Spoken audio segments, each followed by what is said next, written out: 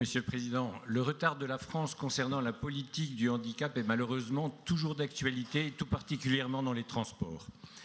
Avec ce dossier, nous constatons une nouvelle fois la démission de l'État qui ne tient pas ses promesses face à un sujet de société essentiel, le handicap. Une nouvelle fois, cela illustre le profond décalage entre les élites politiques et les Français qui subissent au quotidien ces dysfonctionnements. La loi de juin 1975 incitait les pouvoirs publics à prendre toute disposition pour adapter les services de transport et leur accès pour les personnes handicapées. Celle du 11 février 2005, faite pour promouvoir l'égalité des droits et des chances des personnes handicapées, avait fixé pour la mise aux normes de l'accessibilité dans les transports la date butoir du 1er janvier 2015. En 2015, la France repousse à nouveau l'accessibilité des handicapés, abandonnant ainsi à leur triste sort des millions de Français. Adieu la promesse « Réussir 2015 ».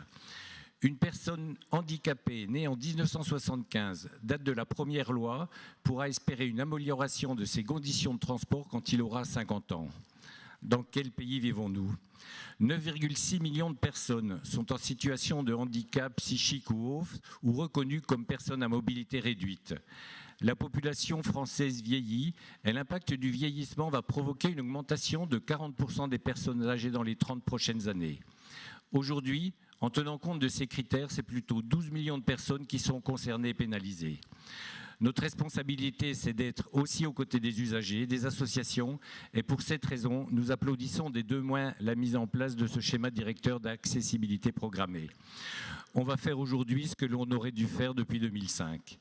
Ce qui est important pour les usagers dans ce nouveau schéma est qu'il garantit d'une part la réalisation à l'accessibilité dans des délais raisonnables maximum de 6 ans et que d'autre part, qu'il engage d'une manière irréversible le signataire. Bravo à la région pour son engagement sur le handicap. Nous voterons bien entendu ce rapport.